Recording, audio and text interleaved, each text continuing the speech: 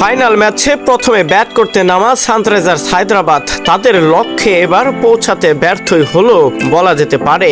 এদিন ফাইনাল ম্যাচে যে উইকেটটা তৈরি করা হয়েছিল সেটা সত্যি বোলিং সহায়ক হবে কে বা জানতো। প্রথমে ব্যাট করতে নামা সানরাইজার্স হায়দ্রাবাদের কপালে এত বড় দুঃখের বোঝা সেটা তো আর দেখতে চায়নি পুরো ক্রিকেট সমর্থকরা। ফাইনাল ম্যাচটাতে অন্তত যেভাবে দর্শকদের চাওয়া ছিল সেটার পূরণ হলো না সানরাইজার্স হায়দ্রাবাদের ব্যাটারদের কাছ থেকে। প্রথমে ব্যাট করতে নামা সানরাইজার্স হায়দ্রাবাদের কপালটা এভাবেই পুড়েছে 113 রানে। প্রথম ইনিংসের শেষাংশে এসে যে দৃশ্যটা দেখলো ক্রিকেট ভক্তরা সেটা এবার আইপিএলের ইতিহাসে আর ঘটেনি।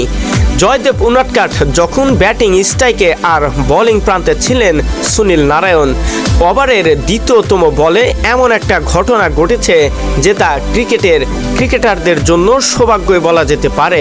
স্ট্রাইক প্রান্তে থাকা জয়দেব উনাদকাটের ব্যাটে এবং প্যাটে না লেগে সরাসরি স্টাম্পে লাগলেও সরাসরি আর স্টাম্পের বেলটা না পড়ায় এখানেই বিতর্কে জড়ান বিপক্ষ দলের দলপতি শ্রেয়াস আয়ার।